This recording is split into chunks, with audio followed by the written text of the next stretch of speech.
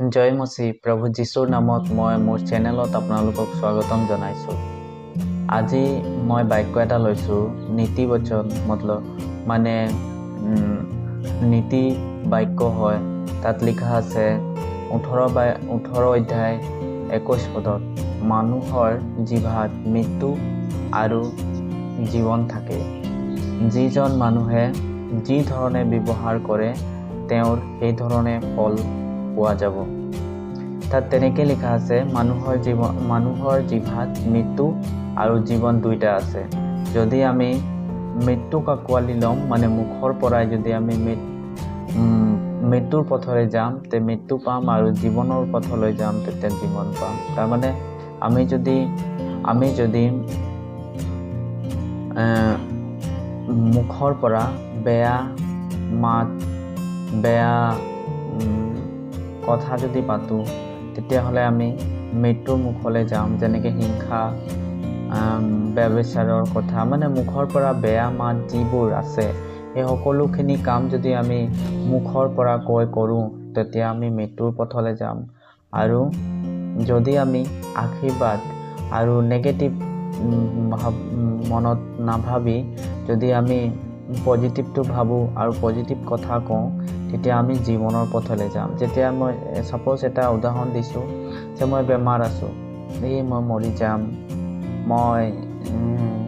মই জীয়াই থাকিব নোৱাৰিম, মই এই বেমাৰতেই কিজানি মৰি যাম, তেনেকৈ এইটো মোক মৃত্যুৰ পথলৈ লৈ যাব।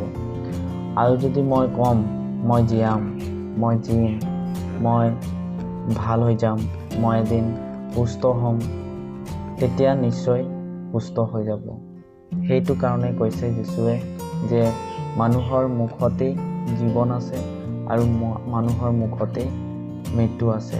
এতিয়া যদি মই মিছা কথা কৈ থাকিম আৰু মানুহক ঠগিম, মিছা কথা কৈ থাকিম, তেতিয়া এদিন মোৰ সঁচা যদি সিহঁতি গম পায় তেতিয়া কি কৰিব? মোক মাৰিব, মোক বেয়া পাব, সিহঁতৰ আগত মই মৰি গ'লোঁ। কিন্তু যদি মই সঁচা সত্য কথা ক'ম, সত্য পথত যদি মই থাকিম আৰু সিহঁতৰ লগত যিবোৰ কথা মোক ক'ব আছে, যিবোৰ মাত মাতিব আছে, যদি মই সত্য মাত মাতিম, সত্য কথা ক'ম, তো মই নিশ্চয় জীয়াই থাকিম, কাৰণ মোক কোনেও মাৰিব নোৱাৰে। ঠিক তেনেকৈ ঈশ্বৰে সেইটো কাৰণে কৈছে যে মুখৰ পৰাই জীৱন আছে আৰু মুখৰ মাতৰ পৰাই মৃত্যু আছে। গতিকে আমি যিটো গ্ৰহণ কৰিম সেইটোৱে আমাৰ জীৱনত হ'ব। এতিয়া বেমাৰী ব্যক্তি এজনে যদি বাৰম্বাৰ কৈ থাকে মই মৰি যাম, নিশ্চয় মৰি যাব, কাৰণ ই মুখৰ পৰাই নিজকেই অভিশাপ দিছে যে মই মৰি যাম। এতিয়া ছাপ'জ ময়ো বেমাৰ আছোঁ আৰু মই কম যে মই মৰি যাম, তেতিয়া মই নিশ্চয় এদিন মৰি যাম। তো মই নকওঁ, মই এদিন ভাল হ'ম, সুস্থ হ'ম আৰু প্ৰভু যীশুৰ সাক্ষ্য দিম, প্ৰভু যীশুৰ কাম কৰিম, এদিন নিশ্চয় যীশুৱে মোক সেই ৰাস্তালৈ লৈ যাব। কাৰণ যীশুৱে কৈছে যেনেকুৱা তুমি বিশ্বাস কৰা তেনেকুৱাই তোমাৰ লগত হ'ব। মই যদি বিশ্বাস কৰোঁ মই ভাল হ'ম, তো নিশ্চয় এদিন ভাল হ'ম, আৰু এই ভাল কৰিব যীশুৱে ভাল কৰিব, কাৰণ মোৰ বিশ্বাসটো তাৰ ওপৰত আছে, যীশুৰ ওপৰত আছে, আৰু যীশুৱে মোক নিশ্চয় এদিন ভাল কৰিব।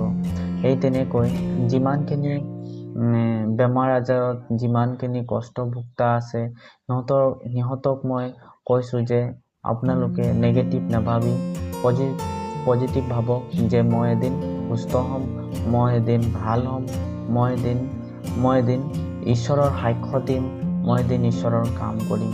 তেতিয়া ঈশ্বৰৰ যি কৃপা আছে, ঈশ্বৰৰ যি বাক্য আছে সেই বাক্য আপোনাৰ জীৱনত কাম কৰিব, আৰু এদিন নিশ্চয় আপুনি সুস্থ হ'ব। নিশ্চয় আপোনাৰ সকলোখিনি দুখ তকলিফ, বেমাৰ আজাৰ, সকলো ঘৰৰ যিমানখিনি ঘৰৰ অসুবিধা আছে, যিমান দুখ কষ্টত ভুগি আছে, সেই সকলো দুখ কষ্ট আপোনাৰ জীৱনৰ পৰা আঁতৰি যাব। কাৰণ আপোনাক বিশ্বাস কৰিব লাগিব আৰু নেগেটিভটো নাভাবি পজিটিভ ভাবিব লাগিব।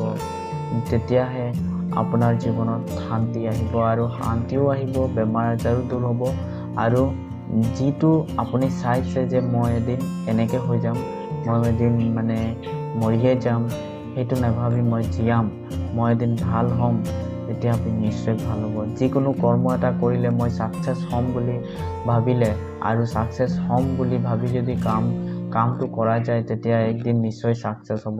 এই হ'ব নে নহ'ব বুলি ভাবি যদি কামটো কৰোঁ তেতিয়া কেতিয়াও নহ'ব। গতিকে আমি চবেই যদি যিমান বেমাৰী ভাই ভনী আছে সিহঁতক মই ক'ব বিচাৰিছোঁ যে যদি আপুনি বেমাৰ আছে তেনেহ'লে আপুনি এইটোৱে কওক যে মোক যীশুৱে ভাল কৰিব, মই এদিন ভাল হ'ম, সুস্থ হ'ম আৰু যীশুৰ সাক্ষ্য দিম। এই বাক্যটোৰ পৰা এইটোৱে গম পোৱা গৈছে যে আমাৰ মুখত আমি যদি বেয়া কৰিম, বেয়া মাত মাতিম, বেয়া কথা আমাৰ মুখৰ পৰা ওলায় তেতিয়া আমি নিশ্চয় মৰি যাম।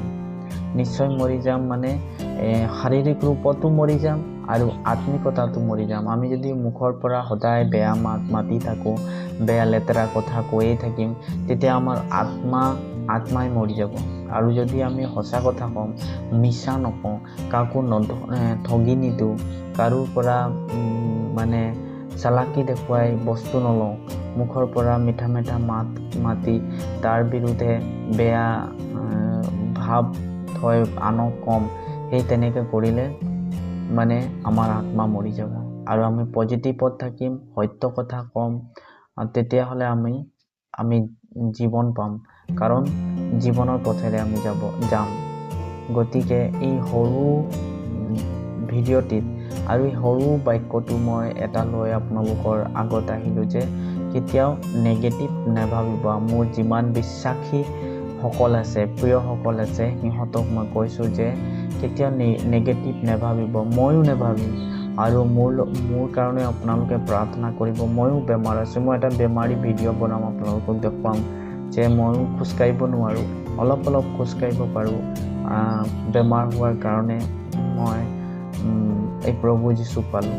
বেমাৰ হৈয়ে মই যীশুক পাইছোঁ আৰু মই যীশুৰ এনেধৰণে পালোঁ আৰু বুজি পালোঁ যে যীশুৱে একমাত্ৰ ঈশ্বৰ হয়। আৰু আজি মই যীশুৰ পিছে চলিম আৰু চলি আছোঁ আৰু কেতিয়াও মই ঘূৰি নাযাওঁ, কাৰণ মই সত্যক পালোঁ, যি সত্য আৰু কোনো ক'তো নাই, কেৱল যীশুত আছে। আৰু যীশুৱে একমাত্ৰ পৰমেশ্বৰ হয়, ঈশ্বৰ হয়, তাৰ বাহিৰে আৰু কোনো ঈশ্বৰ নাই। সেই কথা মই গম পালোঁ, এইকাৰণে মই যীশুৰ লগত আছোঁ। আৰু যীশুৱে মোক এদিন সুস্থ কৰিব, মই এইটো বিশ্বাস আছে। আৰু সুস্থ হৈ মই সকলোৰে আগত সাক্ষ্য দিম আৰু যীশুৰ বাক্য বাণী প্ৰচলন কৰিম। বেলেগ মানুহক মই ক'ম যীশুৰ বাক্যৰ বিষয়ে, যীশুৰ বিষয়ে ক'ম, সুসমাচাৰ সিহঁতক শুনাম। গতিকে আপোনালোকে মোকো ছাপোৰ্ট কৰিব, মোৰ চেনেলটো ছাবস্ক্ৰাইব কৰিব ভাইসকল। আৰু মই যীশুৰ বাক্য লৈ ভিডিঅ' বনাই আনিম আৰু আপোনালোকৰ আগত থ'ম।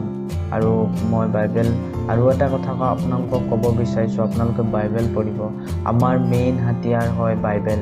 আমি যদি বাইবেল নপঢ়োঁ তেতিয়া আমি কেতিয়াও ঈশ্বৰৰ লগত সম্পৰ্ক ৰাখিবই নোৱাৰিম। আৰু যেতিয়া আমি ঈশ্বৰৰ লগত সম্পৰ্ক ৰাখিব নোৱাৰিম তেতিয়া আমি ঈশ্বৰৰ পৰা আঁতৰি গ'লে আমাক শয়তানে কেপচাৰ কৰিব আৰু আমাক বেয়া পথলৈ লৈ যাব পাৰে। গতিকে সদায় বাইবেল পঢ়িব, প্ৰাৰ্থনা কৰিব। এই দুইটা কাম কৰিলে আমি ঈশ্বৰৰ লগত জড়িত হৈ থাকিম। আৰু যেতিয়া আমি ঈশ্বৰৰ লগত জড়িত হৈ থাকিম তেতিয়া আমি যি খুজিম যীশুৰ আগত আমাক যীশুৰ সময়মতে আমাক নিশ্চয় প্ৰদান কৰিব, আমাক দিবই। এইটো মোৰ বিশ্বাস আছে, আপোনালোকেও বিশ্বাস কৰক আৰু বাইবেল পঢ়ক, প্ৰাৰ্থনা কৰি থাকক। সময়মতে আপোনাৰ উত্তৰ আপোনাৰ ওচৰত পাব। ধন্যবাদ। জয় মসীহ। আৰু এটা কথা কওঁ, আপোনালোকে মোৰ চেনেলটো ছাবস্ক্ৰাইব কৰিব দেই।